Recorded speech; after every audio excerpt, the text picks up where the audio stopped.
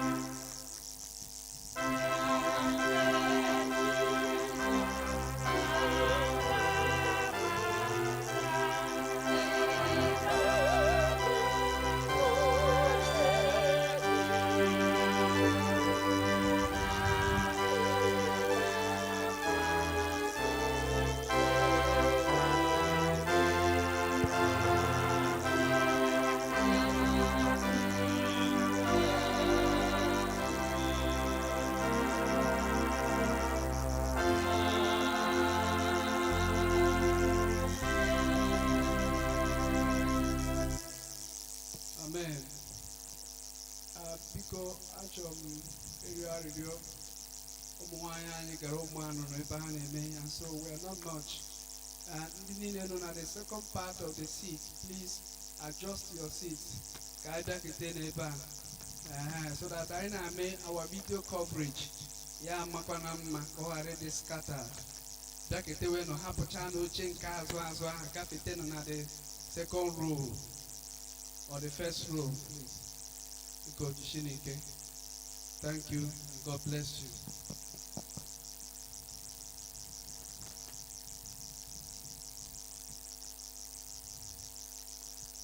aja niile nke Chineke bụ mmụọ etiwara etiwa, obi etiwara etiwa na nke ekwepịara ekwepịa. Chineke ịdịghị eleda ya anya. M ga-ebili jekwuru nna m, ga-asị ya na emehiewo m megide eluigwe na n'iru gị, ekwesịghị m ka a kpọọ m nwa gị ọzọ. Ya mere ụmụ Chineke, ka anyị nọdụ ala ma ọ bụ gbuo ikpere n'ala ugbu a, kwupụtara Chineke anyị n'ụzọ niile ọbụla nke anyị si rie mpe, rịọ ya ka ọ gbaghara anyị, rịọ Chineke ka o mere gị ebere, rịọkwa ya n'isi ezinụlọ gị ka Chineke mere ezinụlọ gị ebere.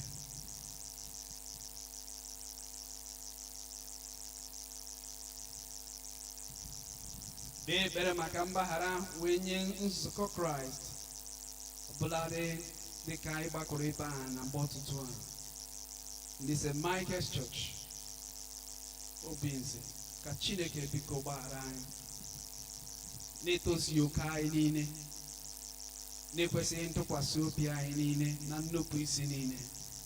Ka Chineke biko mere anyị ebere.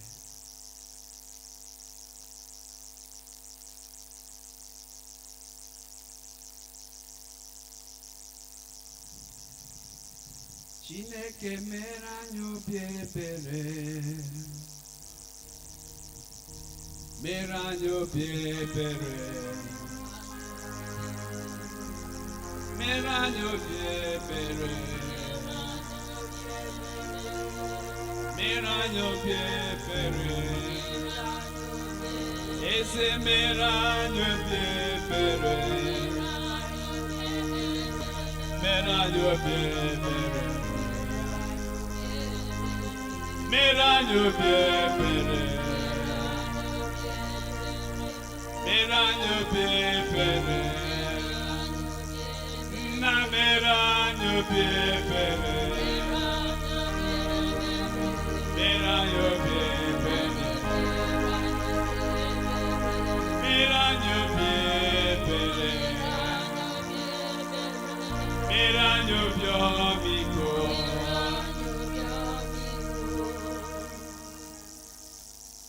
Ka Chineke gbaghara anyị n'aha Jizọs Kraịst.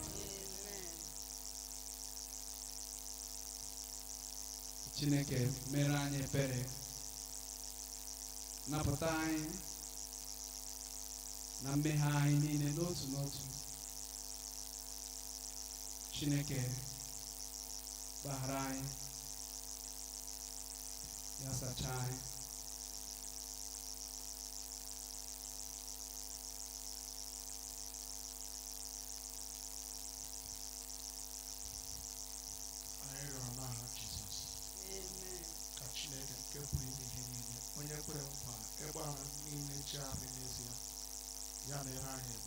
Amen.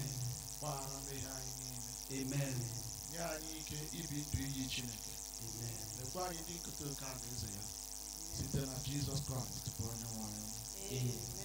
Ekpere nke onye nwe anyị, ka aha gị dị nsọ, ka alaeze gị bịa, ka eme ihe ị na-achọ, ike esi eme ya n'eluigwe, ka emekwa ya otu ahụ. Nye anyị nri taa, ka ị ga-ezuru anyị ụbọchị taa, gbara anyị ihe ọjọọ niile anyị mere, otu anyị onwe anyị si gbara ndị mehiere anyị ihe ọjọọ. Edubala anyị n'ime ọnwụnwa, ma dọpụta anyị n'aka ajọ ihe, n'ihi na alaeze bụ nke gị, n'ike na otuto. Onye nwe anyị, meghee egbugbere ọnụ anyị.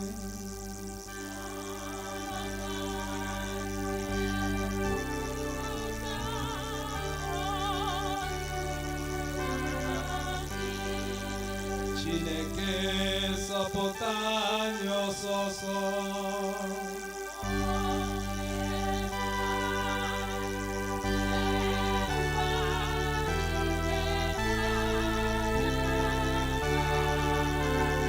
Otuto dịrị Nna n'ọkpara na mmụọ nsọ.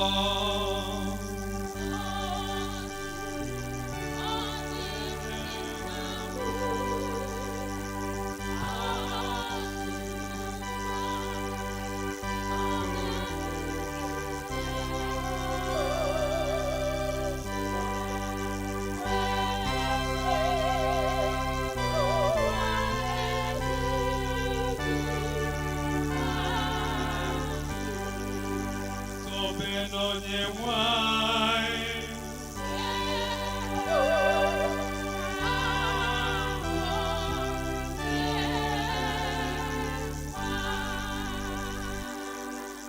abụ ọma 43 abụ ọma 43.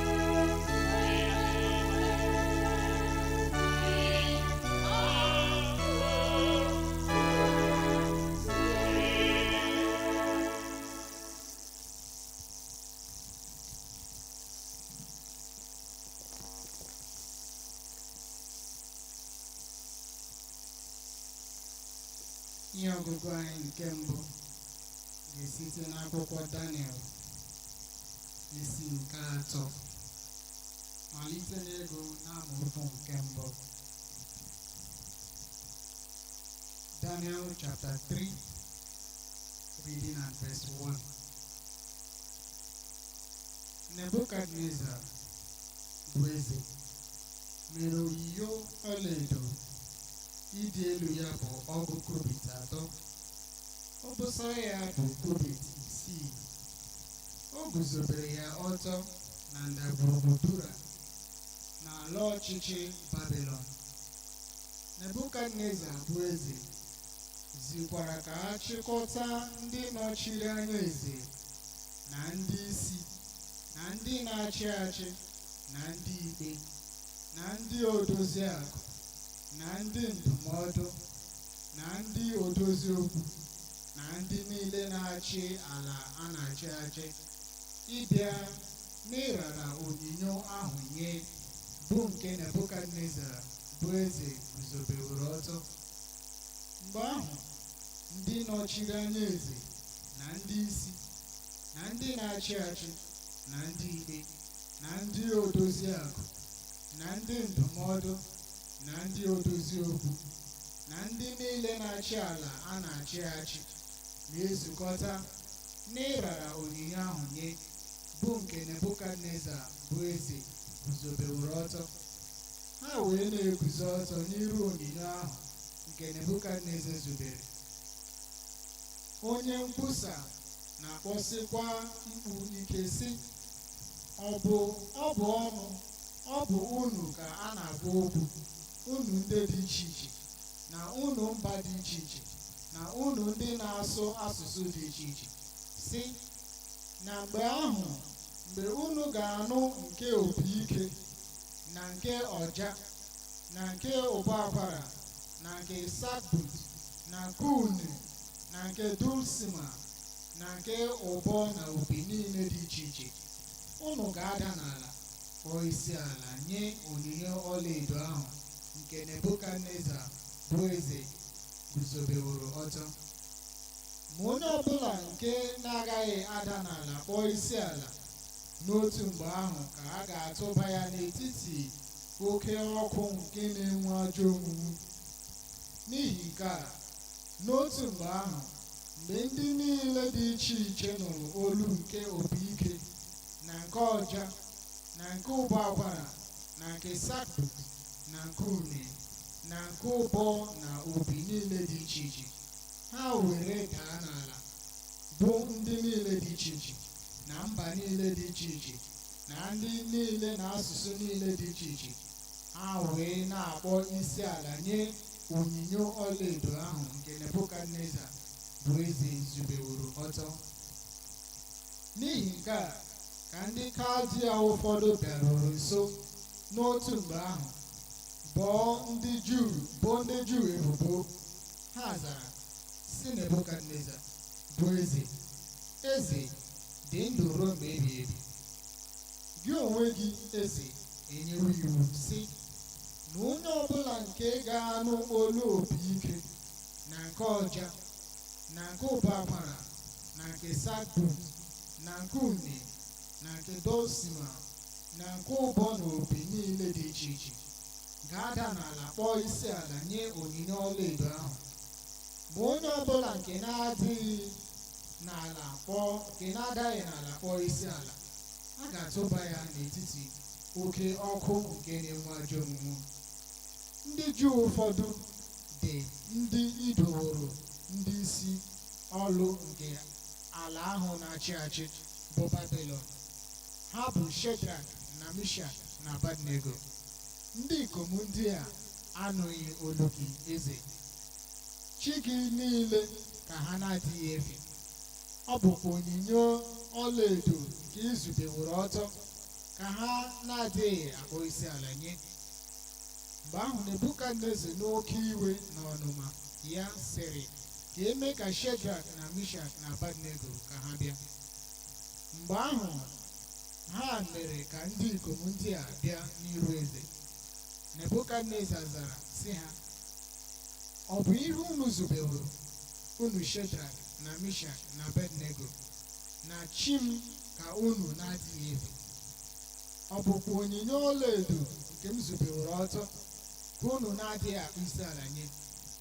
Ugbu a sị na unu ejikerewo, na mgbe unu ga-anụ olu nke opi ike na nke ọja na nke ụbọ akwara na nke sakbut na nke une na nke dulsima na nke ụbọ na opi niile dị iche iche, unu ga-ada n'ala kpọọ isi ala nye onyinye ahụ nke m meworo ọ dị mma. Ma a sị na unu adịghị akpụ isi ala, n'otu mgbe ahụ ka a ga-atụba unu n'etiti oke ọkụ na-enwu ajọ onwunwu. Onye bụkwa chi ahụ nke ga-anapụta unu n'aka m? Shedrak na Mishak na Abednego zara ya si eze Nebukadneza, ọ dịghị anyị onye nwe anyị mkpa ịzaghachi gị okwu banyere nke a. A sị na ọ dị ụzọ ọbụla Chineke ahụ onye anyị onwe anyị bụ na-efe pụrụ ịnapụta anyị, ọ bụ n'oke ọkụ nke na-enwu ajọ onwunwu na n'aka gị eze ka ọ ga-anapụta anyị. Ma a sị na ọ dịghị ịnapụta anyị, ka ị mara eze na-achị achị ka anyị na-adịghị efe. Ọ bụkwa onyinye ọlaedo ahụ nke izobeworo ọtọ ka anyị na-agaghị ịkpọ isi ala nye. Mgbe ahụ Nebukadneza jupụtara n'ọnụma, ụdị iru ya wee gbanwee imegide Shedrak na Mishak na Abednego. Ya mere ọ zara sị, ka ha mee oke ọkụ ahụ ka ọ dị ọkụ ugbo 7 karịa otu a na-emere ka ọ dị ọkụ. Ọ sịkwara ndị ike ụfọdụ bụ dimkpa bụ ndị dị usuu agha ya ka ha kee Shedrak na Mishak na Abednego agbụ, tụba ha n'oke ọkụ na-enwu ajọ onwunwu. Mgbe ahụ e kere ndị ikom ndị a agbụ n'uwe ụkwụ ha na akwa mkpupu isi ha na uwe mwụda ha uwe niile ha, wee tụba ha n'etiti oke ọkụ na-enwu ajọ onwunwu. N'ihi na okwu eze dị ọkụ na n'ihi na oke ọkụ ahụ bụ ihe emeworo ka ọ dịkarịa ọkụ oke. Ọbụna ndị ikom ahụ ka ire ọkụ gburu bụ ndị meworo ka Shedrak na Mishak na Abednego rigopụta. Ndị ikom atọ ndị a bụ Shedrak na Mishak na Abednego wee daa n'ala na-agbụ n'etiti oke ọkụ na-enwu ajọ onwunwu. Mgbe ahụ o juru Nebukadneza bụ eze anya, o wee were ọsọ bilie. Ọ zara si ndị ndụmọdụ ya, ọ bụghị ndị ikom atọ ekere agbụ anyị tụbara n'etiti ọkụ? Ha zara si eze, ọ bụ ezie eze. Ọ zara sị, lee, mụ onwe m na-ahụ ndị ikom anọ atọpụrụ agbụ na-ejegharị n'etiti ọkụ ahụ ma emerụghị ha ahụ. Onye ahụ nke mere ka ha anọ yiri nwa nke ndị bụ chi niile anya. Mgbe ahụ Nebukadneza bịaruru nso ọnụ ụzọ oke ọkụ ahụ nke na-enwu ajọ onwunwu. Ọ zara sị, Shedrak na Mishak na Abednego, unu ndị ọrụ nke Chineke nke kachasị ihe niile elu, pụtanụ bịa. Mgbe ahụ Shedrak na Mishak na Abednego siri n'etiti ọkụ ahụ pụta. Ndị ahụ ndị nọchiri anya eze na ndị isi ahụ na ndị ahụ na-achị achị na ndị ndụmọdụ eze, ebe ha zukọtara, ha hụkwara ndị ikom ndị a na ọkụ ahụ enweghị ike n'arụ ha. Ọkụ anachaghịkwa agịrị isi ha nke isi ha, ụkwụ ha agbanweghịkwa, isi ọkụ agabigaghịkwa n'arụ ha. Nebukadneza zara sị, onye a gọziri agọzi ka Chineke nke Shedrak na Mishak na Abednego bụ, onye ziteworo mmụọ ozi ya wee napụta ndị oru ya ndị tụkwasịrị ya obi. Ọ bụkwa okwu eze ka ha gbanweworo wee ghara arụ ya nye, ka ha wee ghara ife ma ọ bụ kpọọ isi ala nye chi ọbụla ma ọ bụghị Chineke ha. N'ihi ya, a na-esete n'aka m nye iwu sị na ndị ọbụla ma ọ bụ mba ọbụla ma ọ bụ usuu ọbụla nke ga-ekwuhie megide Chineke nke Shedrak na Mishak na Abednego, a ga-akpụkwasị ya. Ọ bụkwa ụlọ ya ka a ga-eme ebe ikpofu ahịhịa, n'ihi na ọ dịghị chi ọzọ nke pụrụ ịnapụta otu a. Mgbe ahụ eze mere ka ihe gara Shedrak na Mishak na Abednego nke ọma n'ala ahụ a na-achị achị bụ Babilọn. Nke a bụ okwu Onyenwe anyị.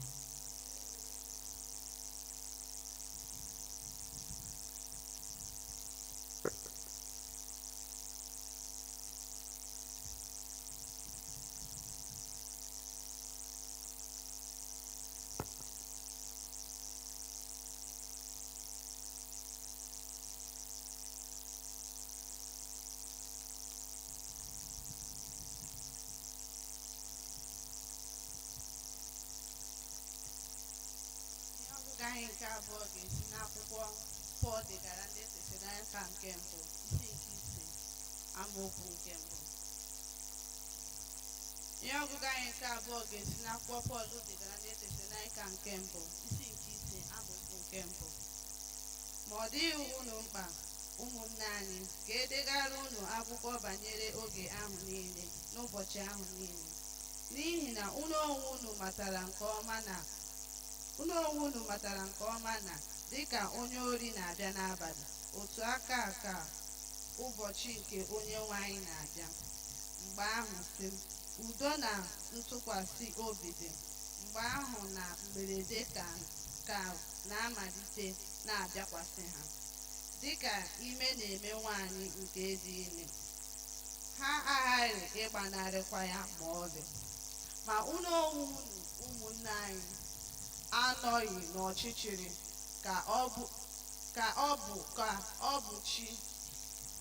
ka ụbọchị ha wee jide unu na mberede dịka onye ori. N'ihi na unu onwe unu niile bụ ụmụ nke ìhè na ụmụ nke ehihie. Anyị abụghị ndị nke abalị, ma ọ bụ nke ọchịchịrị. Ya mere, otu a, ka anyị ghara ịrarụ ụra dịka ndị ụfọdụ, kama ka anyị na-eche nche, na-enwekwa anya udo.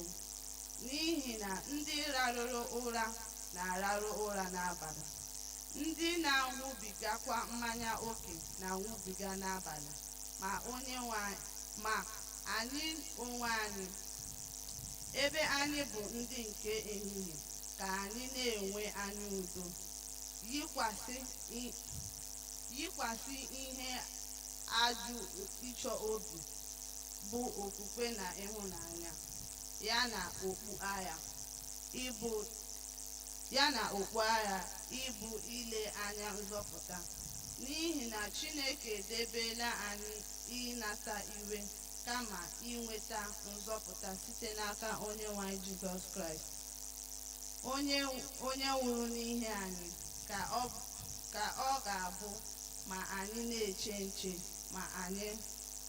ma anyị na-ararụ ụra, ka anyị wee soo ya dịkọọ ndụ. N'ihi nke a, na-akasịrịta ibe unu obi, wulitekwa ibe unu elu dịka ụlọ, dịka unu na-emekwa. Ma anyị na-ekpere unu ụmụnne anyị, ka unu mata ndị na-adọgbu onwe ha n'ọlụ n'etiti unu, ndị bụkwa ndị isi unu n'ime Onyenwe anyị, ndị na-adụkwa unu ọdụ, ka unu were kwa ịhụnanya sọpụrụ ha. Ha gabiga okwu nke ukwuu rie nne n'ihi ọrụ ha. Dịrịtanụ n'udo n'etiti onwe unu. Ma anyị na-arịọ unu, ụmụnne anyị, na-adụ unu ndị na-agaghị agazi ije ọdụ, ma gụrụnụ ndị dara mba n'obi, na-enye ndị adịghị ike aka, na-enwe ogologo ntasi obi n'ebe mmadụ niile nọ. Deenụ ka onye ọbụla ghara inyeghachi onye ọbụla ihe ọjọọ n'ọnọdụ ihe ọjọọ, kama na-agbasa unu ezi ihe niile n'ebe ibe unu nọ ma n'ebe mmadụ niile nọ. Na-aṅụrị unu ọṅụ mgbe niile, na-ekpenụ ekpere,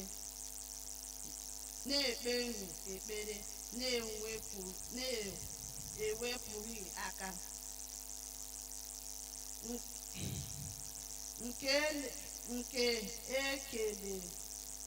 na-ekelenụ ekele n'ihe niile ọbụla, n'ihi nke a bụ ihe Jehova na-achọ n'ime Kraịst Jizọs. Na-ebe unu ọnụ n'ebe unu nọ. Unu emula mmụọ nsọ. Unu akpọla ibe amụma ihe efu. Na-anwụ unu ihe niile, jidesienụ ihe ọma ike. Unu etinyela aka na ihe ọjọọ ọbụla. Chineke udo ya onwe ya na-edozikwa unu nsọ n'ụzọ dum, ka edebezuokwa mmụọ unu na mkpụrụ obi unu na arụ unu dum adịghị ịta ụta na ọbụla nke Onyenwe anyị Jizọs Kraịst. O kwesịrị ntụkwasị obi bụ onye ahụ na-akpọ unu, onye ga-emekwa ka anyị ụmụnne anyị na-ekpenụ ekpere banyere ya. Nweenụ isi ụtụ ọnụ dị nsọ kelee ụmụnne anyị. Nweenụ isi ụtụ ọnụ dị nsọ kelee ụmụnne anyị niile. Ewere m onye nwe anyị bịa inye ka agụrụ unu nna anyị n'ime akwụkwọ ozi a. Ka amara nke onye nwe anyị Jizọs Kraịst dịrị unu niile.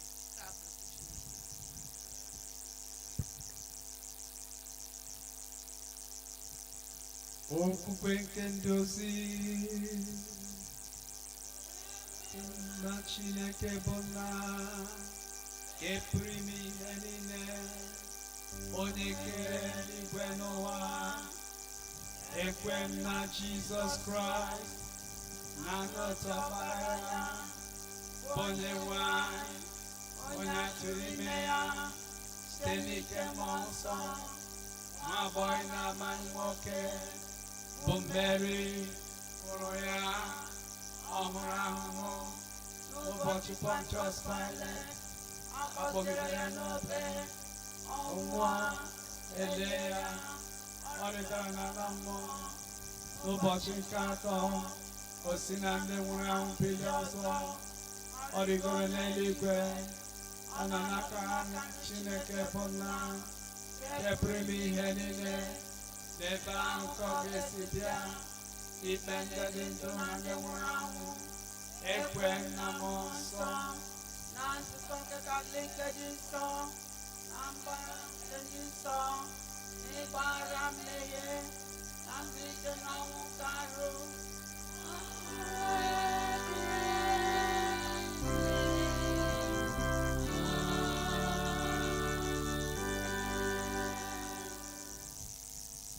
Anyị na-aja gị mma n'ihi na ị mara mma, n'ịhụnanya gị na obiọma gị juru m anya. Inweghị mgbanwe, n'ọdịghị onye dị ka gị. N'ịbụ Alfa Omega, anyị na-aja gị mma, anyị na-aja gị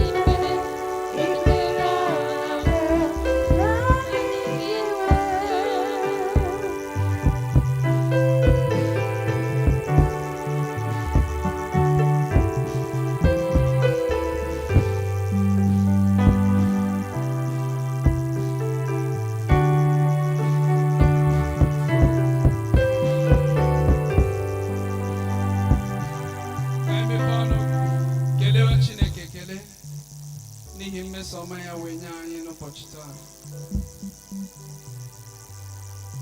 Kelee Chineke ekele n'ihi ịdị ukwuu ya na n'ikwesị ntụkwasị obi. Kelee Chineke na nchekwa niile nke Chineke chekwara anyị n'izu gara aga. Onye nwe anyị kwesịrị ntụkwasị obi. Si ya na o meela. Si ya na o meela. Bulie aha nsọ ya elu. Si onye nwe anyị imeela. Imeela. Ọtụtụ bụ ihe ndị zutere anyị n'izu gara aga. Bible said that many are the afflictions of the righteous, but the Lord delivered them in all. Si Chineke no mena for his deliverance upon your life and your family. Kele Chineke na ngozi niile nke Chineke goziri gị. The blessings of God on you are too innumerable. Si Chineke no mena.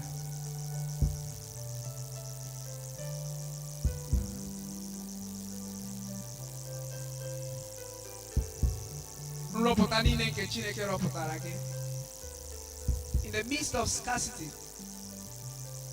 Na ihe dị oke ọnụ ahịa n'ime ahịa, but the Lord has continued to provide for us. Si ya na o meela.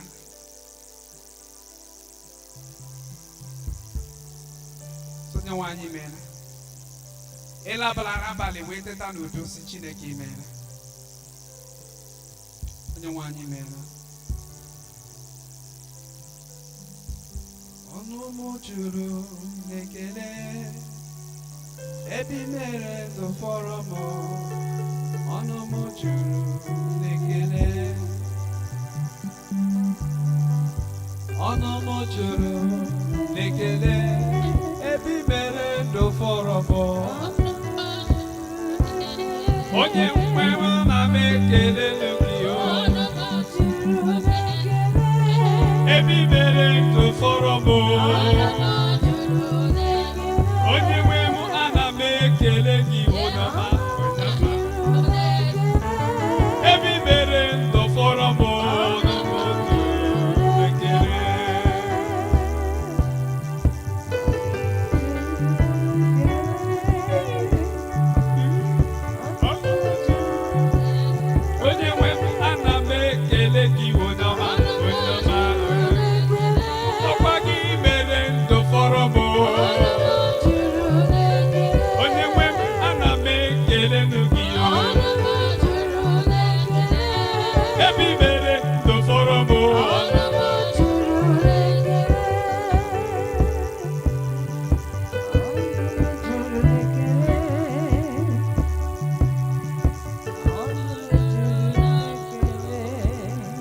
Gwachi onwe gị n'izu a n'iru Chineke. Were onwe gị nyefecha Chineke n'aka. Nyefee Chineke n'aka. Azụmahịa gị, ndụ gị, ezinụlọ gị, agụmakwụkwọ gị, alụmdi na nwunye gị. Nyefee ya Chineke n'aka. Si Chineke ya bịa were chasị ọnụ. Ya gaa n'iru. Bụrụ ọkwọ ụgbọ gị. Bụrụ onye ntụziaka. Bụ onye na-edu gị. Onye nwe anyị n'aka gị ka anyị na-enyefe ihe niile. Ị pụrụ imere anyị ihe niile. Ị na-echere anyị echiche ọma na echiche udo na echiche ọganihu. Chineke anyị na-enyefe gị. O nwee ihe ndị na-achọ ịgwa Chineke, gwa ya Chineke ugbu a. O nwee ihe ndị na-arịọ Chineke na-arịrịọ, gwa ya Chineke. Jizọs na-agafe, Bible sị na otu nwoke kpuru isi wee na-eti mkpu na-asị Jizọs nwa David mere m ebere. Jizọs nwa David mere m ebere. Ọbụladị mgbe mmadụ na-asị ya mechie ọnụ, the Bible says he kept on shouting on and on, calling out on Jesus. Jesus wee guzosi ya, gịnị ka ị chọrọ ka m mere gị? Ya sị onye nwe anyị, ọ na-adị ka ime ka m hụ ụzọ. Onye nwe anyị nọ n'etiti anyị na mgbe ọtụtụ a. And I could hear him say, Olee ihe chọrọ ka m mere gị? Can you talk to God this morning? Gwa Chineke okwu, gwa Chineke okwu, gwa Chineke okwu. Ihe ị chọrọ ka o mere gị. Mba ahụ ị chọrọ ka Chineke gboo n'ime ndụ gị. Mbuli elu ahụ ị chọrọ ka Chineke bulie gị, ọgụgụ isi ahụ ị chọrọ ka Chineke nye gị, ọgwụgwọ nsọ nke ị na-atụ anya n'aka Chineke, gwa ya Chineke, unu ndị na-echetara m ihe unu ederela dị ruo mgbe ọnwụ unu ga-ezu oke, ka onye nwe anyị na-agwa anyị na mgbe ọtụtụ a. Can you talk to God? Can you talk to God? Talk to God. Talk to God. Gwa ya okwu.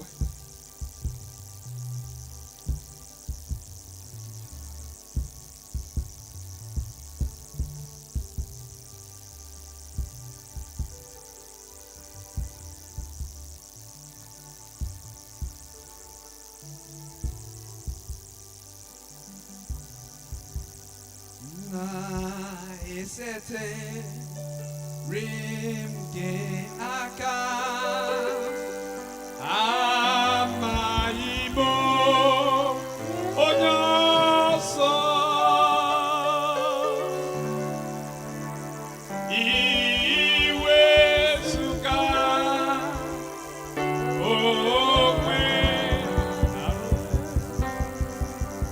o nebeka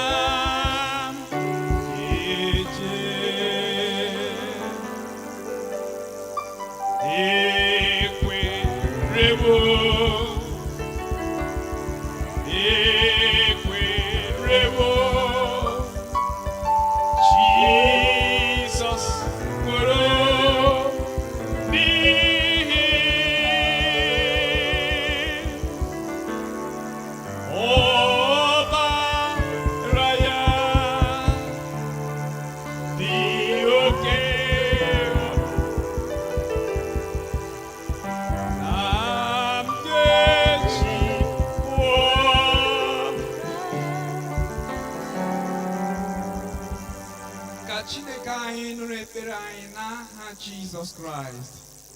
Onye nwe anyị gị onye na-aza ekpere, onye arịọ gị Chineke, n'izu ụka hara bụ arịrịọ niile nke anyị rịọrọ gị na mgbe ọtụtụ ha. Onye nwe anyị Chineke, biko mere anyị ya ka anyị wee nwee ọṅụ, nwee udo, nwee ozuzu oke n'ime gị, ka ngọzi gị wee bara anyị ụba n'aha Jesus Christ bụ onye nwe anyị. Kwee ka okwu gị nke anyị ga-anọ na mgbe ọtụtụ a, onye nwe anyị, na n'ụbọchị taa ka ọ gbaa mkpọrọgwụ, mịta mkpụrụ nke na-egosipụta na anyị bụ ndị nke gị n'ezie, n'aha Jizọs Kraịst bụ onye nwe anyị.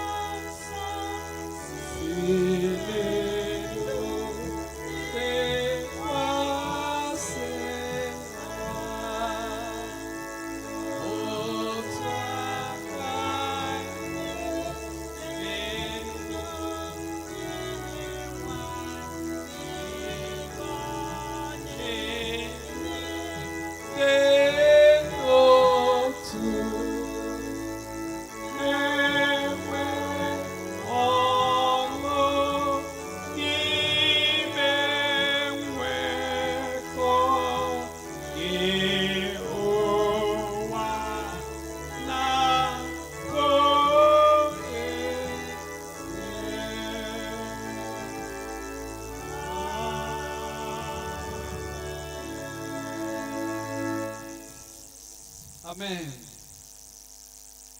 Bịa n'etiti anyị Chineke, jikere anyị ịnụ okwu gị, dọọ ntị anyị ịnụ olu gị, nye anyị okwukwe ka anyị wee nọ.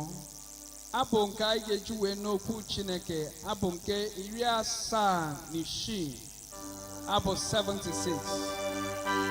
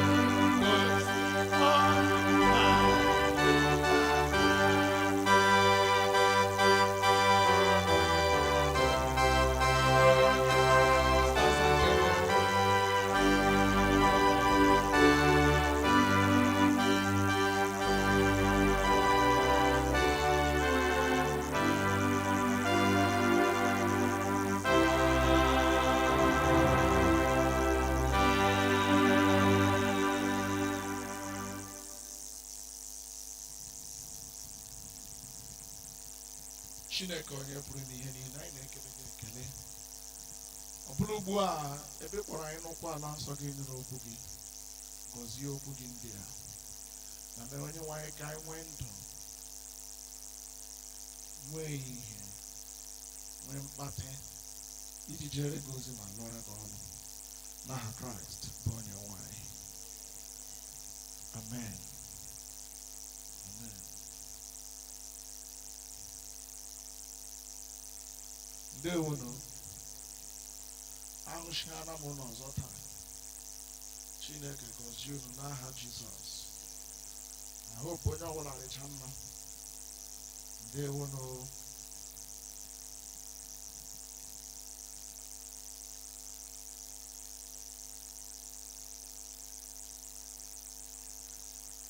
Isiokwu nọ n'olu Bekee. A ga-enwerịrị otu a ga-esi tapịa ya n'olu Igbo. Ana m ekwu ka Christian impact. Christian impact. The call na akpọrọ anyị, Chineke kpọrọ anyị oku dịka ndị nke ya ime mmekọta ma ọ bụ imeke ihe dịka ndị nke Kraịst. A na-akpọ ya Christian impact. Mana tutu m aga n'ihu n'okwu m, achọrọ m ịjụ ajụjụ. Amarala m na ndị nna nọ nga a, n'etiti anyị ndị nna ahụ, many of them bụ ndị nna ndị maara ihe, ndị ha na-agaji ụbọchị ha na-agụ ele ihe na-adị onye nna ọbụla mkpa. Ihe na-adị ndị nna mkpa wụ ihe ha ga-ahapụrụ ụmụ ha ma ha si ebe ala. Onye nna ọwụla unless ma ọwụ onye ke nsogbu ekweghị onye ohere ya eche echiche. Onye nna ọwụla nwere ohere eche echiche na ga-anagwa n'uche mgbe ya ga-esi ebe ala ele ihe a ga-ahapụrụ ụmụ ya. Oweji ihe pụkwara ajụghị ele ihe a ga-ahapụrụ ụmụ ya nwụ na ndị nna buru uche ka ihe dịrị ụmụ ha mma. Oweji okwu, ndị nna buru uche ka ihe dịrị ụmụ ha na gịnị na mma.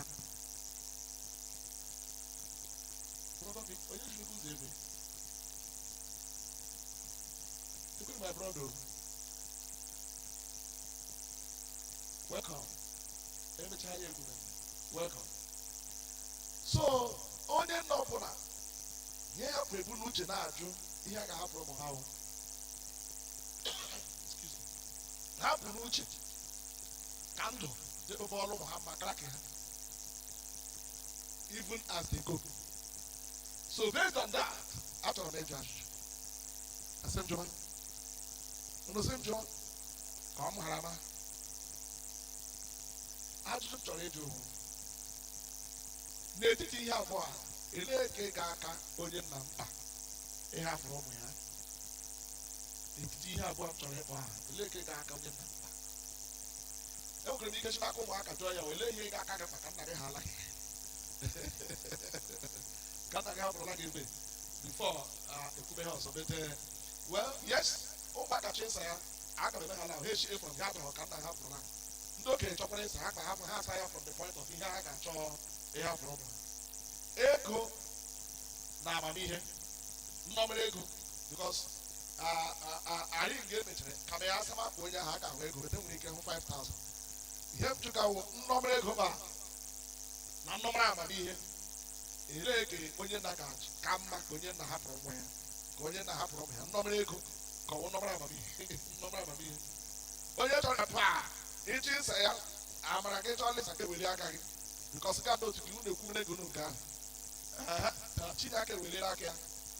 Lebe nna m ukwu ke lekwe ihe a na-achọ. Eche ma amara chọrọ ibu ụzọ saa ara achọghị ịsa. Nnọmere ego ga-emekwe ntị nkeji ka a sakwa ihe n'oge uche. Nnọmere ego ọwụ nnọmere amamihe. Elee ka onye nna ga-achọ ịhafụrụ na ụmụ ya? Yes. Mụ onwe m na-asị na nnọmere amamihe. Nnọmere amamihe ka ị ga-achọ ịhafụrụ na ụmụ gị? Yes, sir. Okay, thank you. Yes. Nye onye ọzọ. Mark makwa eji ndị asaghị ahịa o. Here get by age now. Yes. Ihe ga-abụrụ m omume amamihe. Nnọrọ amamihe. Very good. Yes. Hello, ọzọ. Nnọrọ amamihe. Very good. Nnọrọ amamihe. Ị na-anye ndị nwa osi ya asa akwanụ ka ị ga-wego arara bịa. Biko na-ekwu nne m amamihe re mkpa bụ uto n'ọwụla Enye. Ihe m nyere ihe abụọ. oke nne m amamihe Nnọrọ amamihe. Nwa osi isi sapụ. Nyere ya ọsa. Ọkwa m ga-asa nnọrọ amamihe ga.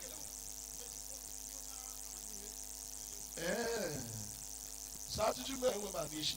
Ebe onye ọbụla asa ka nnọrọ amamihe nnọrọ. Obe ahịrị nsa ga ihe chọrọ ka ndị mmadụ nụ. Ihe nsa ga ihe onye ka ndị mmadụ ihe chọrọ ka ndị mmadụ nụ. Ọ ihe pụ uche eziokwu eziokwu. Aga m ekpere ekpere Chineke enye unu ihe chọrọ. Mgbadụ Samson. Nnọrọ amamihe. Nnọrọ amamihe. Ele onye ọzọ. Mgbadụ ebe ji na-ebe azụ. Benji ọrara ka ego nnọrọ amamihe ha. Arịrị ihe ọsịsa ka ego nnọrọ amamihe. Ele obodo bụ okorobịa ga-agba anyị ihe a chọrọ. Praise the Lord. Ọ nnọrọ amamihe ndị ọzọ ji kwuo. Ọkpa ndị ọzọ jiri kwuo nnọrọ amamihe. Enwere nwa okorobịa ma ụmụ mgbalị ebe nwa nwoke nọ na ọta. Sọkses ebe mgbaje sọkses agba. Ihe ị ga-achọ ka mgbe ị ga-eto dimkpa dadị gị kacha nka ihe ị ga-achọ ka ọha ndị aga ova ọwa nene.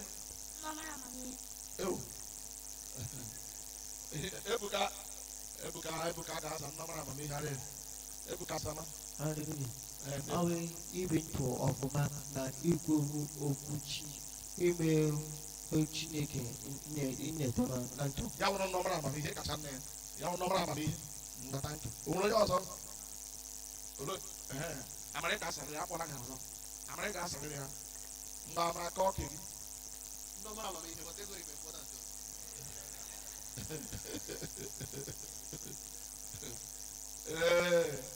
Well, ịhụna okpuru ka nwa osu ele Chukwudike nwa osu chọrọ ịsa gị ihe.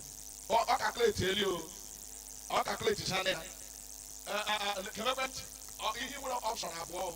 Ogbe mụ gị kọma m samọ. Ọpshọn abụọ ngwa.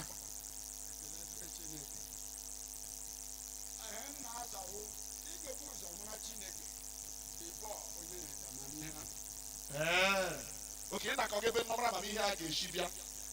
Ihe ọkọwa aka ka ewu nnọrọ amamihe a kwere ekwe beti nnọrọ amamihe ka ụwa awụ ya ị ga-ebu ụzọ mara. Oke ịkọọla Samọn Papa Chukwu Emeka. Amara m onye wu. Thank you very much. O nwere onye nwere something different, something else, or your own idea. Mgbe jesie Chiaka chọrọ ịkọwara anyị maka udo. N'ezie Chiaka o wetasị aka ya ugbu. O nwere onye ọzọ ị nwere another idea. Lucky were aka ní PhD. Okay, lucky were aka ya. Hallelujah. Amen. Daddy, nne m amamihe re mkpa. But onye nọ ọwụla kwesịrị udo unity na ezinụlọ gị before Chineke akpọ gị ogo. Unity anọghị nga ahụ. Udo ahụ anọghị dị amamihe ahụ lala ọbụrụ. Because udo ahụ ga-anọrịla nwanne hụ nwanne ya ga-ahụ ara nwanne gị n'anya. Anapụ m okwu amamihe ahụ na ya aga gburugburu. Ọzọ onye gwara mgbe ahụ ya ewere udo ahụ ya n'ime mmụọ n'ezi obi ya nabata amamihe ahụ. Ọma jụọ gị ajụjụ. Amamihe na udo elekere ọnụ. Udo ka m si udo tara. Amamihe dọrọ udo. Amamihe dọrọ udo.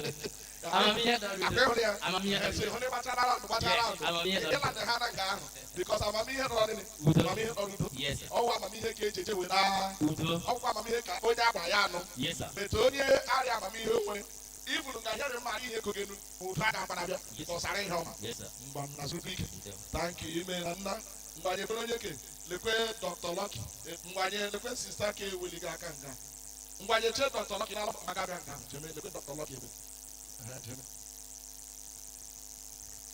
Praise the Lord. Hallelujah.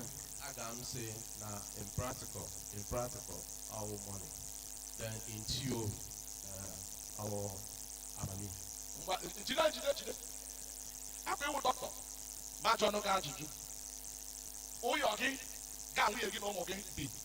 Chinga la ruo na village n'ejido. In theory, ga ụmụnne gị ka unu biga in practical. Sanya. He began in theory, he began in practical. I can mention now in theory. Okay, come give me theory. Yes, yes. Are you practical? I'm a practical though. Okay, that is to say, HFO school, get the school and for Sapola, but they got where.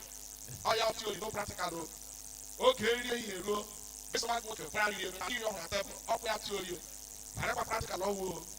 Mwaga sa ho gisi nwa nwoke mgbaje sa ho ya batara ibu ya nwere na hosa okwa theory lucky siga ụmụ gị bi theory age kamera o ke bu gisi ehune ya abe hune obalagra age kamera mgbanu me ko ka ni Praise the Lord. hallelujah one Mo wa ga sepa because o wa shiri take it. Ma ko na ego. Yes, only na-ejighị ego amaghị ihe. You don't have sense when you have money. From the way I'm seeing things now. Even as I open my hand now, a woman even walk in my community that don't have money. But when you have money advisors can come from everywhere. Ego to have the head you will pick for nothing. No sense. Even in a super I think it's so nonsense as ever. Nobody want to recognize you. To come it. I want to make a proverb. Praise the Lord. So I, based on that, I feel what I can give for my children is money, resources, something that can make them be relevant tomorrow. Too much. I can't talk about it. The higher microphone now before get to wine. Near microphone. And I'm going to apart from see Oku Shina age. Okay, change. I put me up. And how I want to report this is you believe in Amamio, Betego. Yes, Sheba. China can say, Ya Adu, Dometa, Chop and Udam, our Amamio. I got a look at Dr. Lucky. I'm not a Parajo, but that's how we go. If you know you who went age me, follow me, that's all. Even a cookie, very good.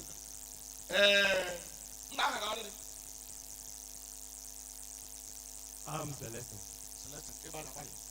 And then because in nobody had Nigeria money miso. In nobody before. In my name go Naga Yuso. Celeste on I have to near microphone. Yeah. Emana Ofodumbe. Ote Nigeria no way. Here we get Nigeria today. Money this road. So I just say what I say that I interrogate a little like a from. All we go get to the happen. I don't know why you do ego. Because of me, when you go, you will tell all an ascent. Come back in, I'm a hammer. When the village do I want to Jacob, my body for her, my here, I want to have a book. It will be back. I got solve a song. It went back a song. It got my own no photo. Then she would take her whole side of Haba, but it's not here to Harish. In many communities, even here, let me check out in Nigeria. I'm here. Difference between our country and the other developed countries of the world. I'm here because the natural resources of this land that is Amahegme. The land of Amahegme. This country is not moving forward. Every day we are producing poor people instead of feeding and taking and make on him. How many families can have Jacob? How many families can have Jacob? Let's even use the first millionaire in Nigeria. Family on Udo today. The first millionaire. Yes. Family on a piece. The family is not at peace. Family on the news. One time the chess man in the whole of Africa. At news play. The family are not Kasala. And when you came out of the road, Ishi Bank Road. Pagatetlo, Naka issue control along the back road. Before getting weather, the first that junction by right will take low. If I the first building, biggest building of the left here, but then the same way, one of the richest men in this state at the time, A shower, you need to go see a much of bicycle. I am telling you, I can tell his village. They go top. So, the time I have a Pugish from the view of getting Nigeria against the money. I don't know if I'm in my boy. So, get with me and see if I go, go natural nonsense. Harama, she didn't get a go. But the apples on the guy, he had Jesus. But you wonder why he could go. You wonder why he could. Praise the Lord. Hallelujah. Okay, first of all, actually, second, here, that giant, I'll see that now, before people over me, that if I'm only snake your friend. So, I think I support that idea. So, Yes. And I believe that our going know that we pass it down to the same that should be the one that is coming directly from God. And each of them went in our serve, other gods, like, in our like, that personality. So, those kind of fathers now, those kind of parents, how pass down that knowledge to their children, always one can have a little. So, every father in the house should always praise God and then pass that knowledge and that wisdom that is coming from God down to the descendants. And then another thing that you also see that now, IGBO, I don't have one we have able. So my father will always tell us that it is better to be a foolish but wise man than a wise but foolish man. Because if you don't have, you don't have that wisdom, you won't even know how to manage somebody that's like that. In most families, all you have cause such a problem. The money is there, but the knowledge, the wisdom I get hands on lawyer, but take the shit hands on the hand on them. So that's what causes problem in various families. I usually get all these Yahoo boys now. In our also, we just see poster of young boys, 20, 21, to gain a concern without having that wisdom. So I believe that the best thing to keep for your children is the wisdom that comes from God. Praise God. The way wisdom also don't know why how we get come from God. Because if for the hammer, but the man will be to the fire, I have knowledge of basic balance. It is not wisdom. Because man didn't do Google me. The chef for the Ethiopia, so they kill you or wisdom. Are you getting my question? Man didn't do that. Google. The chef knows she can't, so they kill you here to the book. Aparakuya, are you wisdom man? The thought I would better actually you may know to where you have knowledge. Yes, that will wisdom. So wisdom must come from God. And I tell you, it comes from God, it will not be balanced. Thank you very much, everybody, for participating. Wisdom, Bible says, is the principal thing. Celeste, wisdom, that was not the principal thing. The principal thing. Wisdom is the principal thing. Today, I want to call your attention actually to the fact na Chineke bi n'eluigwe kpọrọ ka oku asị m kpọrọ anyị oku. Chineke bi n'eluigwe asị m kpọrọ onye oku. Kpọrọ onye sị gị ọ kpọrọ gị dịka onye ọ mara na iji rụọ ọrụ ya nga ahụ domere. Chineke kere eluigwe ka elu ụwa lebechara kelechi enyi ma kpọọ ya kelechi ihe nga ahụ domere ezinụlọ gị ime chọọchị na vileji ime obodo ebe ịrụga ọrụ azụ ahịa kpamnụ ha nka onye niile n'otu Chineke kpọrọ gị onye ọbụla ọ dị mkpara aka na-ekwu ya bikos ọtụtụ n'ime unu hụrụ m unu dịka mmadụ kpọrọ ịfụ anụ nsogbu ndị ka etochere dimkpa ịfụ nsogbu alụmọ ga-eji aka lụọ bikos ịma ahụhụ na Chineke kpọrọ gị iche bụ ndị o ji agbara mbọ ọrụ ime ihe ka ihe dịwanye mma. Chineke kere ụwa o nwere ndị gbagaba akụkọ ọ na Chigozie ọhụrụ ya ndị gbagaba akụkọ na Facebook Cambridge ndị sara Chineke dị agbalagachala ndị sara Chineke dị ụwa agbado Chineke kere ha so ụwa wụ energy and matter si eziokwu ha si eregula ma ndị abalị kpọrọ ba onye jakọwa nwaanyị si onweghị wisdom shift from outside God. Every true wisdom is from God. Science is wisdom from God.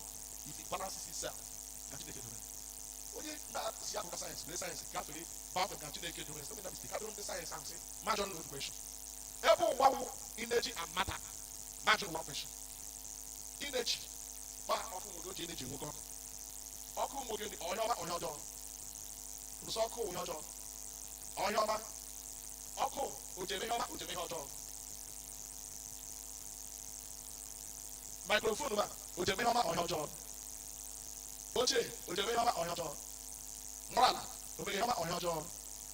All these material things we say they are amoral. Amoral is between immoral and moral. That is to say, you can never say that in Daniel o de ihe ọma emere ya maka ihe ọma etu ma nwere ike iji eme ihe ọjọọ o wee shawa shi emere ya maka nwere ike iji eme ihe ọjọọ mmadụ Chineke kere eke is a moral being o nwere ike mee ihe ọma ọ mee ihe ọjọọ mana jụọ ndị si ụwa chikere from big bang ọ na-awụ matter and the energy ma jụọ what of goodness mmadụ kere mma oshiole because ụwa ire ebe ọrị gaba na edesign isi mmadụ anya imi ọnụ n'ọle hụrụ mmadụ ibu ụmụ mana ị ga-elebe anya mere ahụ isi ya hụ anya ya hụ imi ya hụ ọrụ ya n'ihi na ọ design template Chineke ji kee ihe okere anụmanụ niile ụmụ ahụhụ nwetara ntị nwee isi nwee anya eji ha nọtị osisi jee carbon dioxide ekike ada oxygen anya onwe ka ya egwurugo oxygen ekike carbon ahụ na system aplan somebody plan ya gile eriri afọ ji ete ya jụ onye gere ihe ọba gịnị n'uche asị ha ọ bụ uche ma mmadụ rie ihe lekwe ọ ga-eji agwejo which means o nwere ihe design na ya na be ya ahụ ya na-aga nche ebe na awa ọkụje ị na-agba anyị si mata ya bụ nnọọ mkpaja wụ mata brizi nọ nga ụma nọ mechere nnọọ jege ndasa ọrịa pasịt briz anọ nche egi iru ya na kee ya onye tinyere n'ime ka iru the sense of ihe ọma na ihe ọjọọ ọ ga-adọrọ ọgbara kashia mana anyị onwe anyị wụ ndị nke Kraịst amahụ na nga ahụ nọ Chineke etobere gị o nwere ihe ọ dọrọ iji ga-eme achieve o nwere ihe ọ chọrọ iji ga-eme achieve everywhere you are God kept you there because someone and the machine if you can understand that God has kept you in the wire on the altar as a priest God has kept you because somebody want to reach you many are for act. The church have ọtụtụ oge ka anyị ga-abịa chọcha anyị ebe Chineke mere nke onwe ya Chineke elebere ihe chọsa anyị mee n'anya Chineke na-akịrị anyị ya onwe onwe sens onwe ihe ọkpa uche ọ chọrọ ime na-awụrụ ara anyị ga-akọ mgbe akwara anyị gafeghara na Chineke anyị echi ezie na ihe ọma ndị mmadụ ego chọrọ na vasị na anyị ga-eji ruo mgbe raflo nara ya ego oge ji akwụkwọ skul anyị sọ taịt ma ha taịt ụwa adịrị ha taịt n'ike ụjọ obi agbafuo ha tụwa ma ha kpebiri Chineke nọ n'eluigwe ka ọwa gbara ụwa ọtụtụ okwu Chukwu adịbụ na chọọchị Naijiria ọnwa okwu agbara hechi na ajọ mmụọ na-erige ndị mmadụ ụchọ asị baba ọba m chọrọ ego ji arụ ya chọọchị ụnụ na-lakpuo saa aka eti nke m dị iberi ikere echi ga na ego ji arụ chọọchị mapụ si ga biko nụrụ ihe wege ji emere arụ chọọchị onye na-enye ihe arụ onye mmee na mee Chineke hụrụ anyị ma iwu nne ma iwu nwa ma iwu na nwere ihe Chineke nọrọ ịrụ anyị onye ọzọ ga-arụ na ya Chineke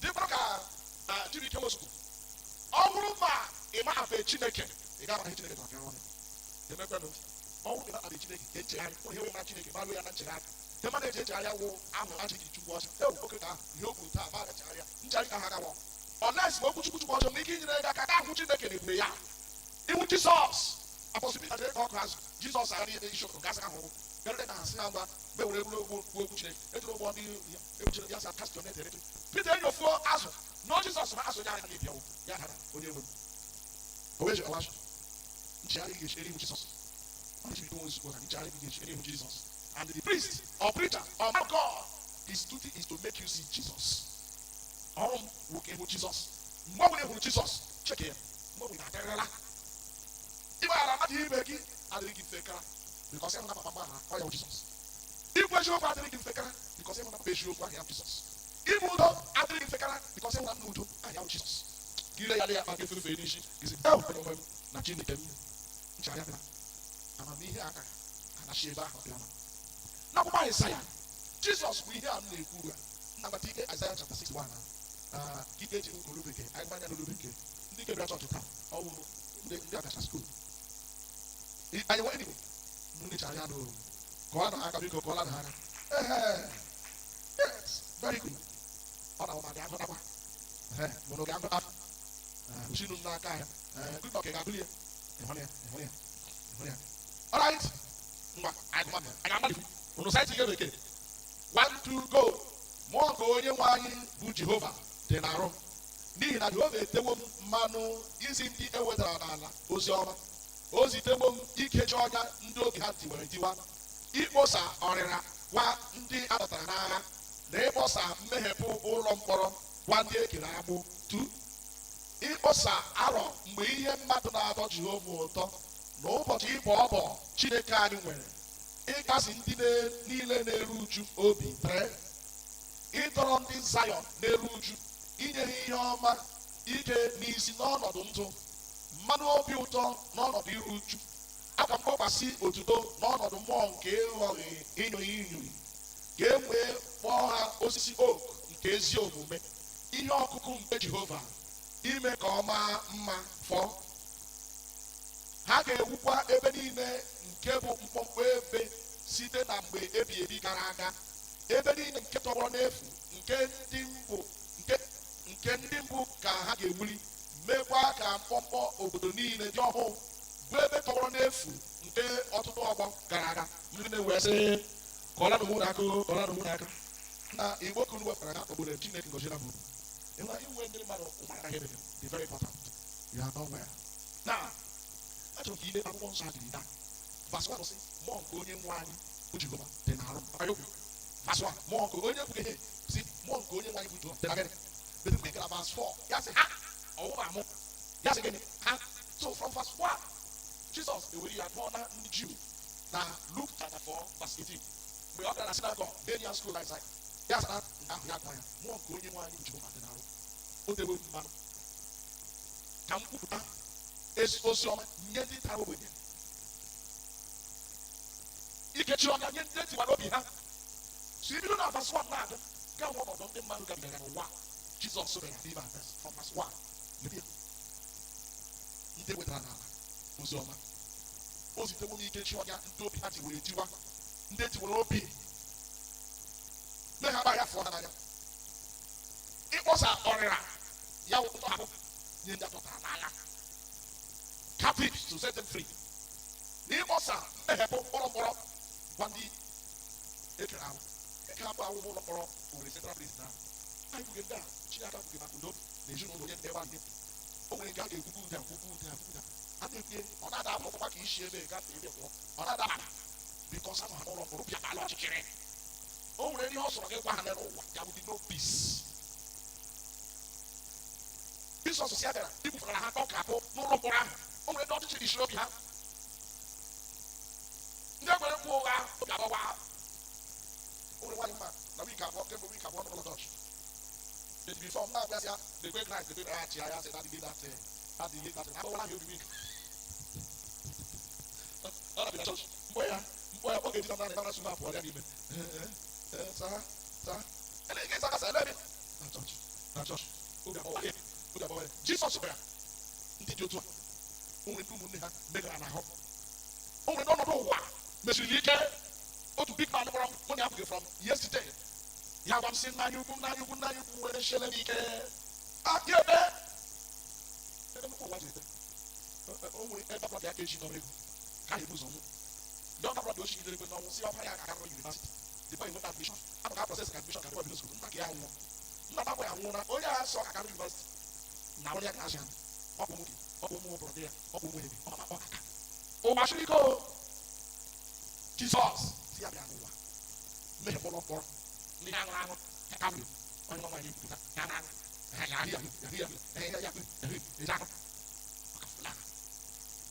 ndị ekere abụ n'ọnọdụ ihe niile dị iche iche. Verse 2 Jizọs mọ ka onye nwanyị dị n'isi m dị n'arụ ịkpọsa arọ mgbe ihe mmadụ na-atọ Jehova ụtọ, to bring that day, testing the day, so that God will be pleased with you. N'ụbọchị ịbọ ọbọ Chineke anyị nwere ịkasị ndị niile na-eru uju obi, ọnọdụ ụwa iru uju na ya. Ịdọrọ ndị Zayọn na-eru uju, inye ihe ọma ike n'isi n'ọnọdụ ndụ, mmanụ obi ụtọ n'ọnọdụ iru uju. Ịgaji na mkpụrụ gaa hụ dịkpa mmadụ ya na ịnọ n'ihe mere otu ara many of them we hear the mmadụ kọska Bible ga-edubule ụzọ achị ụmụarụ junction agbakacha kebụ ife ejide abịa chịta aghala ahịa ọrịa mmadụ ndị mmadụ gara echikwe nke ugwu na-agụ iti etide ya onwe na ejika ga-ego ka e mere eme ndị Naijiria n'oge nwanne ji onye nke ebe biya gara ha achịka ya ha ọchịka ọ bụla esi nwoke ga-akpọ ụzọ ahụ mere ha ike be n'ime ya nkọ na-ebu mmadụ akpụrụ ya nka na ụdị ya ọrụ anyị chineke anyị bụ nwa anyị n'ọjọọ jizọs si otite mmanụ onye nwaanyị nọ n'isi ya ite iweta ihe ọma ike n'isi n'ọnọdụ ntụ mmanụ obi ụtọ n'ọnọdụ iru uchu ihe mmanụ bere ibe ya nwanne gwara nwanne ya amamgbokwasị otuto n'ọnọdụ mmụọ nke iroiro confusion ka e were mụọ ha mgbe ihe emezu from verse 1 onye nwaanyị mere ibe ya ya na-eri ya n'ime ndụ ya si mgbe ya mere ha a ga-akpọzi oku nke ezi omume oku the biggest spirit ezi omume ihe ọkụkụ nke onye jehova ime ka ọ maa mma ọnwụ ya Chineke mere mana ebe ọ gbasara gị verse 4 mgbe e mere ihe ndị a ya sị ha onye unu ndị ozi ọma Kraịst arịala ga-ewukwa ebe niile nke bụ mkpọmkpọ ebe site na mgbe ebi gara aga mmadụ jiri hachie kọmpaụnd ọka aga kebe jiri hachie ya onwe isi ihe na-akụziri unu na-akratisie ụnụ na adamba mụra mụọ adamba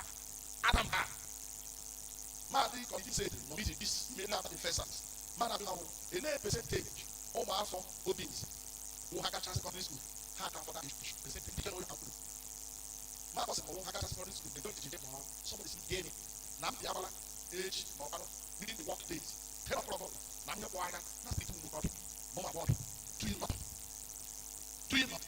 you think it's ordinary somebody set it up somebody even if you want to put up to say let me give you an example community ever run many years ago as a young man no also ọrụ also ọrịcharụ ebe a ga-akpọ nso mgbe onye na-atụ n'iru si ọkụ na-asa ntasawa anaghị atụ ya maka atụ ọ ga-eji atụ ya ọkụ na-asa ntasawa ọbụla ha mara aka ọkụ na-asa ntasawa ekwe ga atụla n'iru ebe nke akpọ ga ha dịka ha because I notice na the young boys from the families ndị kere with us while you're the young boys issue of the same family ndị mmadụ nna ha dọrọ 20-30 years na ọrụ no respect for those men the men atụ ga-agbarụ ha ma ajụ ọbụla ajụ sere ebe ihe ashi ma chọpụta you see if you didn't contribute in bringing up a boy not around you only no bad advice you need ya na something we get na tige ya for something or ya ka na do body you can never exercise authority to that boy ya be o ma ya ko we already in fact before the year 20 guy has or something or the other when the guy has on that ele ga kwa go to so ma ko ha see I got one how do you train up your children why is it that your boys don't respect you maybe they help propose or that you people to invest in supporting the development of your children bila people that like it for your boss to go look at it or go to some na mara you or go to some maybe school to get it ya we area we go to some personal problem ilu arala but that community has been built on that value and principle or to some built and so it's a community full of violence full of disrespect when you can there see my everybody there can't I know because the community it is on the value of onye de kala kumaka don't have most of the need them whereas if I go to communities where they may not have half the resources you have in this community but they are committed to their children and their upbringing and we are planning an outreach to say we want to reach out to this community they are crossing God but in this week I will know because the major deal I can afford big assistance because if I going to gather 1,000 people in any place I can need all these people want to do this and things like this can be amended us in the spirit of the Lord you hang a woman every this story of lack of proper development of the boys and girls of the community God has called you it might be beginning with your father's house beginning with your own children talking to your brother's children speaking to your cousins amongst yourselves giving them hope and a vision God has called you God has called you who after this message you must do something nobody will hear this word today you go and be passing not doing something you must do something the stories must change take the prayer number even today yes ya mega uno Miriam ngaheka don't want na the wukwa ebe niile nke bụ mkpọmkpọ ebe site na ebe ebi gara aka where you find yourself Samuel thank you for coming today are you understanding this are you getting it informer I'm going to give you an example at 7 o'clock to rebuild ebe niile mkpọmkpọ ebe next to my father's house in my own village today next to my own father's house my kinsmen one of them is very sick and I went to I looked at him be careful about how to deal with him I will send you someone and I said that did you know Amam I like that on the APS they kept calling me on the master and take you see I said and my younger brother a consultant saw him and told me that man what was wrong with him and that he needed some very good financing to get treatment. He has a spinal cord problem. ọzọ maka ụkwụ ala agara jeshie masị oge I call his elder brother. I'll send you money, bring your brother to me so that the doctors will see him and see what will happen. They were not come. My twin brother went there and met the man and his wife. You need to go to the hospital. Doctor said, X-ray, maybe consult. Everybody get it. I got problem. I didn't actually. Why, yes, I got a lot of problem. I don't share. I don't people, really? Major Purana, I got check this year. Major Purana, a young man that by age we grew up together. Not that I grew up together. They didn't my person from the village. I knew him from infancy. I never bought a village. I didn't come up together. Major religion, a middle age man. Finding a way because the wife and the son don't even have the brain to understand he has not get there. Of course, so and when you can't understand your problem, the instant solution becomes an acceptable solution. Not that there is no solution. If you don't understand it, you can't do it. What do we do with the mighty population of boys in this community who are not going to school? What do you think that means in the next 10, 15 years for this community? That we are populated with a greater population of men who will be making decisions in your families, in your villages, in this town, who are surrounded by schools. They go my walk, they go to God, they bring sugar, they go out and they don't. Instead, they don't shit all. It is you to rebuild the ancient ruins. God has called you. Peter Rambo, it will change him to be Christ. Kahama, Nanto, President of Christ. That the best things of God are beginning in Christ Jesus. Gabo, oak of righteousness. Any women around you, lack of peace, lack of understanding.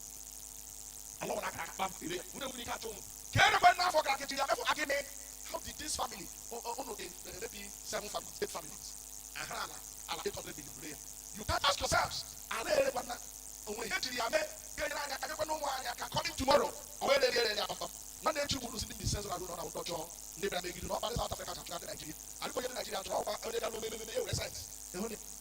has to rebuild it. Are you hearing me? Somebody has to rebuild it. He said, where is the wisdom of Christ?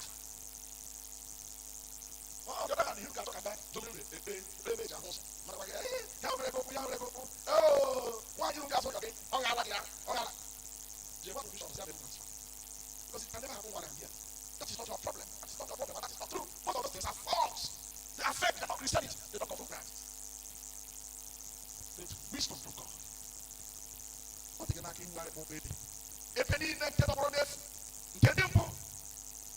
God had a will. Never can come home to me in your home. Somebody will do it.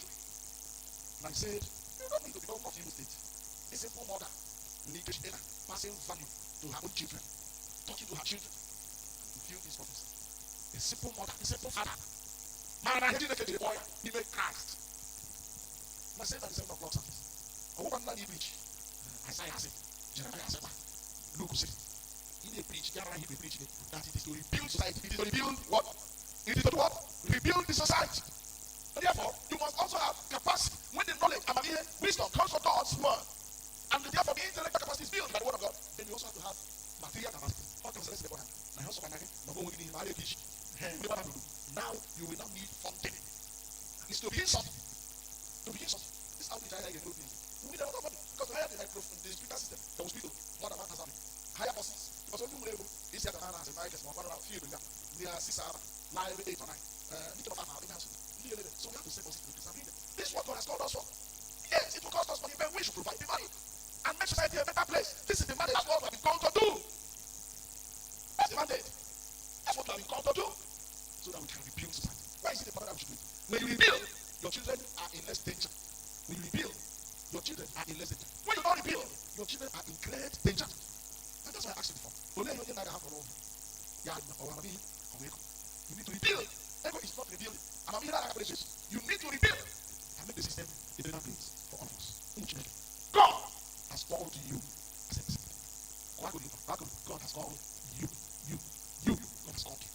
Oh, you walk of righteousness. Oh, okay. We rebuild us of the real places. It's you. God has called you so that He will use you to make a better place. Marrying doors for your children. village, married us for your town, and so on and so forth. And then you will not discover that it is with wisdom that you have built. And in your old age, when you look back to what you have built, you have joy. Only let you do that. You like a higher age of Ilaya, as of Editing the rock. Young man, you want your rala. At 8, I am a higger change. In a life, because you did not do what you were supposed to do. Today, it is your salvation. God is looking for good to use. Because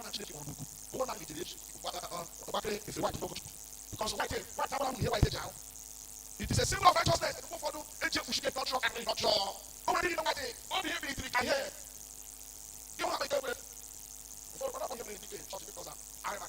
Because our conscience here, I have a hope. Poverty, sharing poverty, and making things very difficult for people across the land. The spirit of the sovereign Lord is upon me. And he said, you shall not go of righteousness for the rebuilding of the ancient ways and ruins. Will you surrender your heart to Jesus? Or won't we care? The time when people are not beginning, no good naked. It has a Christ, only way you get a line, no good naked. No one no chicken, and have a good. You got to make it to the living room. In a ranch, every flesh is in Gala. Why don't you no good naked? No good naked. Also, you will be out of the get one money, get the room, get your jacket. Yeah, I'm happy with Christ. Then you will not take up responsibility. I don't look down. You can start from any little place. You can start from it was to Pachala, Madame Arabia, Capachala, the million. See, I was Capachala, get you. See, I did Pachala, in the and we carry a giver. He just said, get him there. Come on there. Go on there. Remember in college. If you push it, you guys are able to go up. You will see that God will make you. Come on, again. Who will drive? 18 years, 25. You know, I can't also. I can't go. You know, I then one day, he had that one. The leaders of society.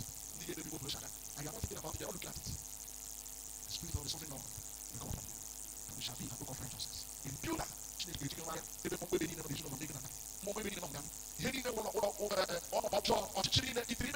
in your family and in your clan.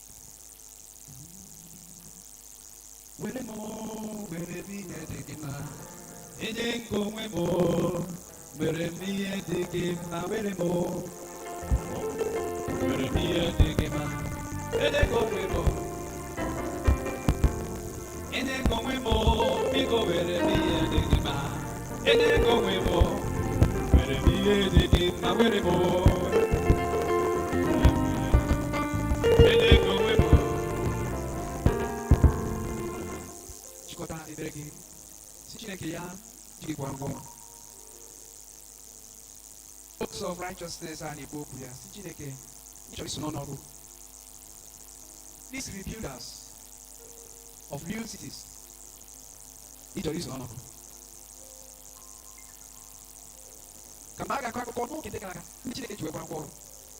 Impacting their society, their families, big is honorable. I'm so now Paul Makari. Only a call. Open.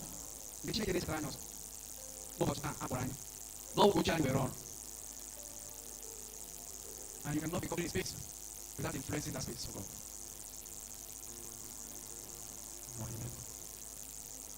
I am the man Jesus Christ. I am the man Jesus Christ.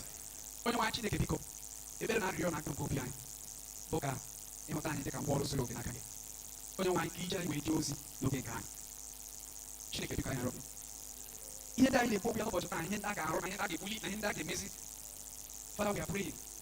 What I can want to look at it with Josia. The guy in the so many Maki Josia. Giant of War and Jesus Christ. Coca, my Garucha, or the Giant of War. I can study just hand. We make a we make it. We top of the Jinabo. You might be making a wedding.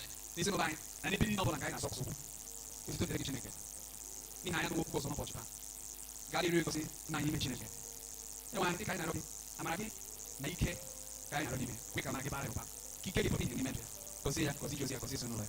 na Jesus Christ bụ onye nwe anyị. Amen. Praise the Lord. Hallelujah.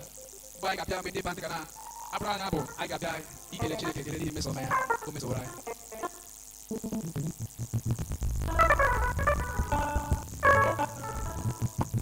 Anyị ekele gị Chineke ihe ebube ihe ebube ihe ebube ana m eke nara ekele anyị Chineke na bụ ihe ebube ihe ebube ihe ebube ana m ekele gị.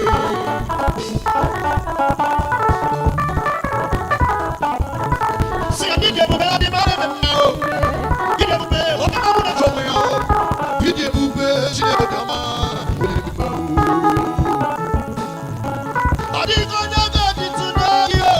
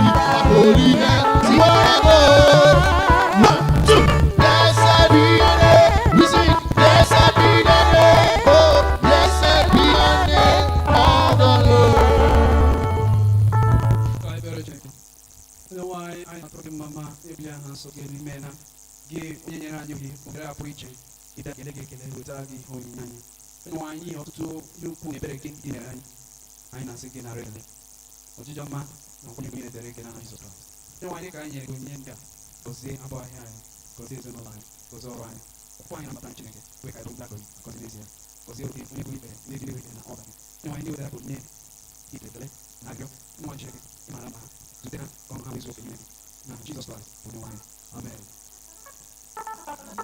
Ele no dia que ele vem no ar, ele no dia que ele vem no ar, ele no dia que ele vem no ar. Praise the Lord. Anyị jebere na-ekele mmadụ ihe ụbọchị taa ndị kpalisiri ike n'agbanyeghị nwanne akịrị ahụ bịa chụsasị na mmiri ahụ chọrọ ịnata mma were nwe iji akụkọ ndị big like this ọ nabaghị ụbọchị anyị chifu but in spite of that some of us we are here today onye nwaanyị gosi n'aha Jesus Christ ọtụtụ ụmụ nwaanyị anyị nọ chọọchị na Obinze church ụmanụ ebe anyị na-eji actually hearing women's happen that's why we need to capture our people empty today so what to thank God actually anyị agbapụla ka ụmụ ike gara n'ụlọ at least all for them for 5 minutes before they will dismiss so want to thank God ọ bụrụ na nwaanyị anyị mecha they actually carry harvest. I got about for your own parish harvest. That's a nice church. Or that is Sunday before, 1 November. That's part of November. So people, I heard before that the essence of this is for us to support the work of the women ministry. You know what it does, and they are doing marvelously well. We need to encourage, make the church time. They can't do anybody. So let's try also now. Something out there that say, our youth harvest. So by the permission and approval of our leader and actually, the youth harvest has been it has been shifted to Sunday, second Sunday in the month of November. They are 10th. Or shall I say, China and the youth and the and bodies of man. When I did them, come and support your daughter and your son for that youth harvest. And meeting fellowship by Kapate, and when we encourage you to join us. Now, meeting fellowship by the time we pray. We have a little time to pray. So we encourage you to come and pray with us as we pray for you. So please, Wednesday by 4:30 p.m., do well to join us. If I fellowship today by 4:30 p.m., yeah, give a bad and also. I'm going to also make it deep that they mature in your Christian faith. So when we don't give time to the study of the word of God, you'll be deeply deceived. Please encourage you to come by 4:30 p.m. today, and also on Wednesday for our Bible study. Later on in the youth now, the meeting will also hold on Monday. People can shake it and continue to make your preparations for the harvest. Then I'm not checking. I mean, I can't know. Maybe they don't know why. I go see on the line. They got to try to see what you can even figure. Check it out because I know Jesus Christ. Amen.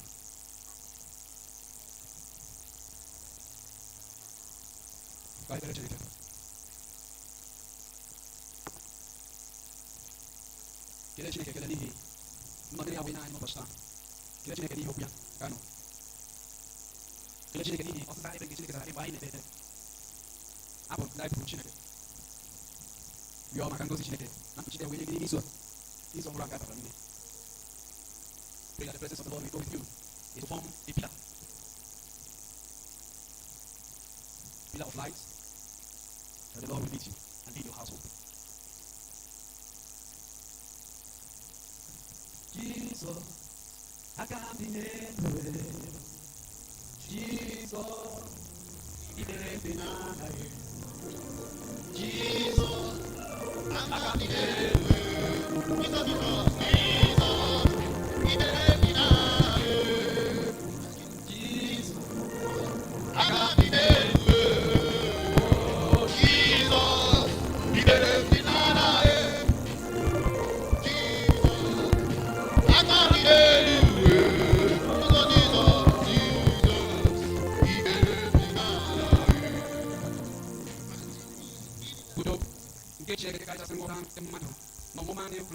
Jesus Christ.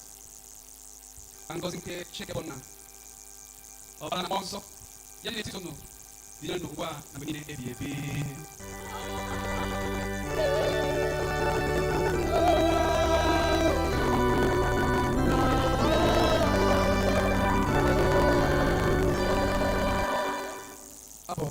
Apple 63.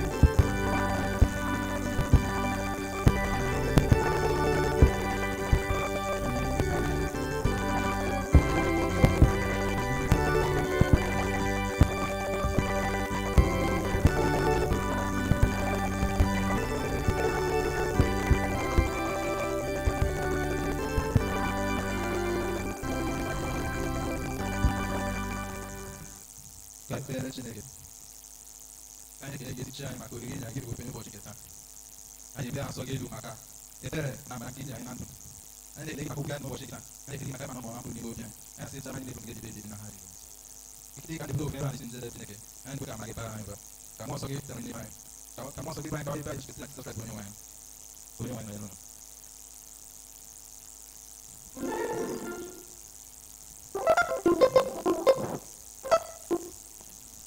Chukwu onye nwere Chukwu ọma na-eche Chukwu onye na-eme Chukwu Chima onye na-eme Chukwu onye na-eme Chukwu abụ na-eme Chukwu Jehova na-adịru Jehova na-adịru asị na mete ide na ọnwụ Jehova na-adịru eze na-adịru otiti dị na-adịru asị na mete ide na onye na-eme mmadụ dị ndu ekwetere ụmụ onye mbụ asị na metagide na anyị nwere ọdụm anyị nwere ọdụm ọgbapụtara nwere ọdụm anyị nwere ọdụm anyị nwere ọdụm Jizọs mee ịbụkwa oke ọdụm ebụmadịgo ịbụkwara nwoke ọdụm onye na-amata aka n'iru ọ dịghị onye na-amata aka n'iru eze na-arụ otuto imere onye katụrụ ya ọ dịghị onye ga-eji tụrụ oyi ọdụm ebodi ya ọdụm ebodi ya anyị nwere ọdụm anyị nwere ọdụm ọdụm ọdụm ihe ga-atọgbọla n'ụwa ihe ga-atọgbọla n'ụwa ihe ga-atọgbọla n'ụwa ọdụm na ya mere eze n'isi samuel na-eri mmụọ gị ọdụm na mmadụ gị bụ what does he see that you mwaka mwa she must see mwaka ma wala mu na kima ebu bali mo iye ka tawala mo iye ka tawala mo iye ka tawala mo what up na what up what up what up na iye na what up na iye na what's that room chukuna